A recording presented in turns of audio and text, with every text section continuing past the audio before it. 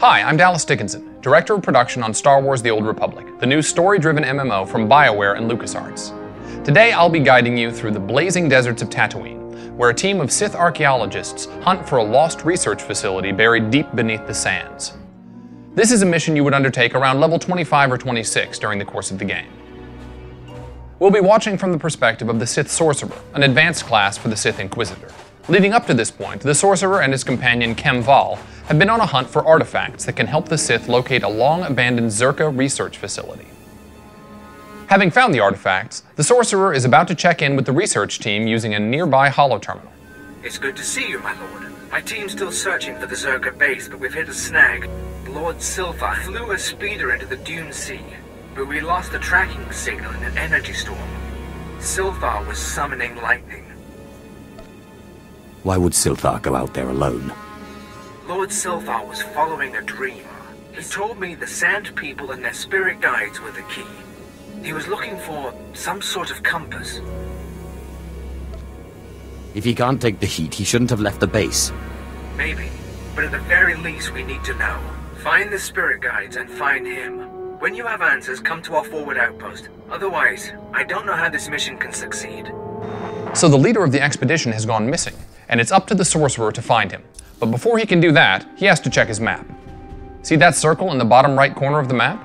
Circles like this indicate that the player's objective is located somewhere within this radius.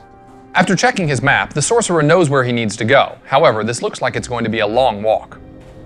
Fortunately, he can save himself some time by using his speeder bike, one of the personal vehicles that players will have access to as they progress in the game. During their travels, players will gain access to a number of different vehicles. These provide a substantial speed boost, allowing you to more easily explore the many worlds of the Old Republic. Seeing a group of sand people who may have the compass he needs to find Lord Silthar, the Sorcerer hops off his speeder and readies himself for battle.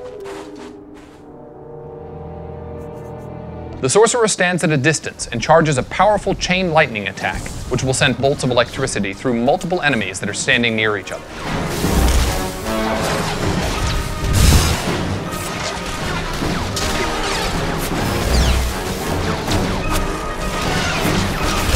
As Kem Val rushes into melee combat against the Sand People, the Sorcerer continues his barrage of lightning attacks, with a series of lightning strikes.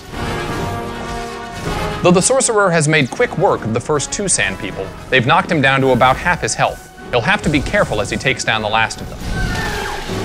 The Sorcerer uses Whirlwind, trapping the Sand People guide in a powerful wind vortex. What's this? Blaster fire streaks in from behind the Sorcerer. An Imperial operative and her companion have joined the Sorcerer in the fight. The operative is one of the Imperial Agent's advanced classes. Now that the Sand People have been dealt with, the Sorcerer begins to seethe, drawing on the dark side of the Force to replenish his health. Since both of these players are on the same mission, the Sorcerer invites the operative to start a group with him. This will make the mission easier for both of them. Party members' health and energy bars, along with those of their companions, appear on the left side of the screen. Now to search the Sand People's remains for the compass. Looks like the Sorcerer has found the compass and can now go find Lord Silthar. He does this by selecting it from his quest items inventory screen. Quest items are conveniently stored separately from the rest of your gear.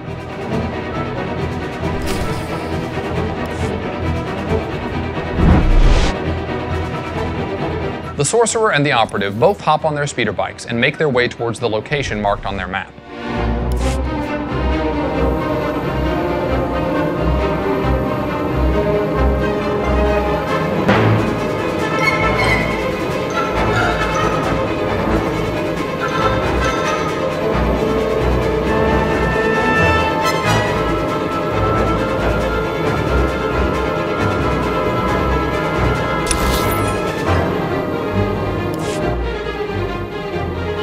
It seems our missing Sith Lord is somewhere inside this cave. In order to find him, they need to fight their way through any Sand People along the way.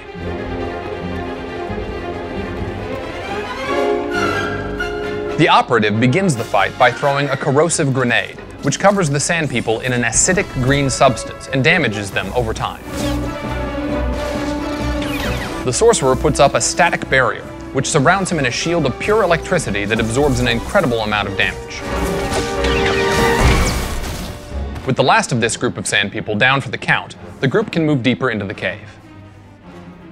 Seeing another group of sand people ahead, the operative lets loose with a carbine burst, which strikes multiple enemies with a wave of weapons fire. Once the operative stops firing, the sorcerer unleashes force lightning on an unfortunate cave keeper.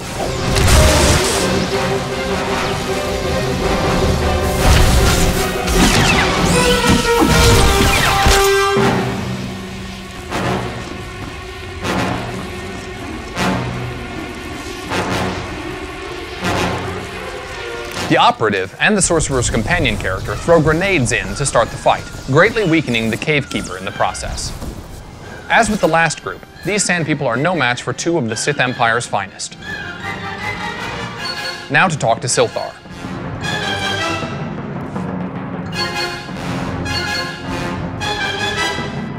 As this is a group conversation, each player will be able to select his or her own dialogue choice. Once the selection is made, a randomly generated number between 1 and 100 will appear near to the player's portrait. The character with the highest number is the one who speaks. You will hear my last words. Slowly. You're not going to die, my lord. It is kind of you to lie. The Force called me into the desert. I sensed what Circa found. An alien power. I thought the Sand People would know the land's secrets. I murdered them. Stole their thoughts to find this cave. I knew victory before they destroyed me. Is there any way I can help? My journey here was not for nothing. Circa built its base over a site from the natives' myths. A forbidden land. The paintings in the cave show the way. Find them. Record them. Gola and his men, they... Time to die. Goodbye, Silthar. So soon. So soon. The sorcerer wins the role and is elected to finish off Silthar. However, because the players are rewarded according to their intentions, our operative receives light side points for her personal decision to spare him. In addition to dark side points and affection points from his companion, the sorcerer has earned a few social points. Accumulate enough of these and you'll have access to unique items and equipment. A pair of sand people stands between the players and the mural, but our team makes quick work of it.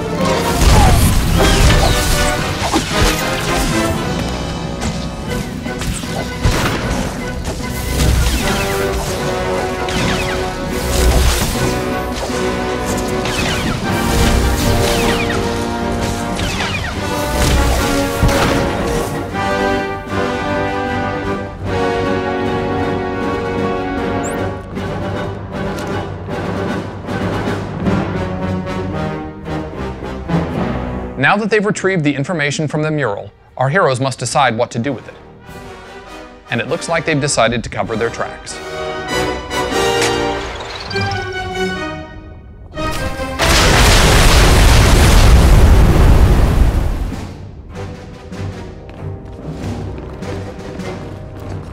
Now that the heroes have examined the mural, they need to head back to the Imperial base.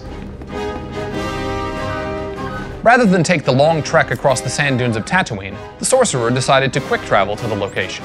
Quick travel is an ability all classes have that will instantaneously transport them from anywhere on the planet back to the last point they bound themselves to.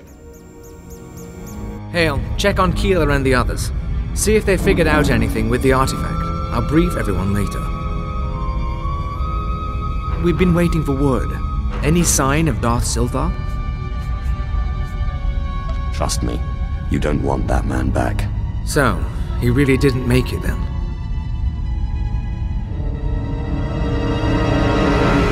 Damn it! We all felt it, but we weren't sure. We're not blasted Sith. Without Silthar, we're just archaeologists with guns. Without him, this whole expedition falls apart. Fall to pieces later. First, you'll help me obtain Zerka's secrets. I know where to find the Zerka base. Respectfully, my lord, I can't just turn my team over to you.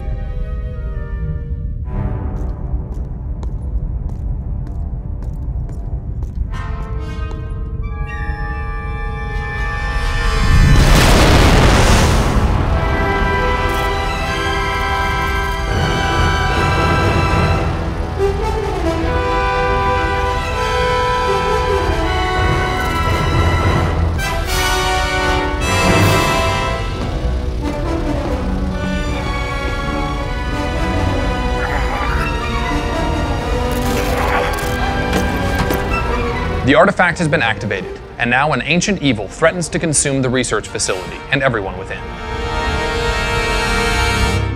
The scenario you've just watched is only a single part of a larger story arc, and one of the numerous tales waiting to be experienced in the Old Republic.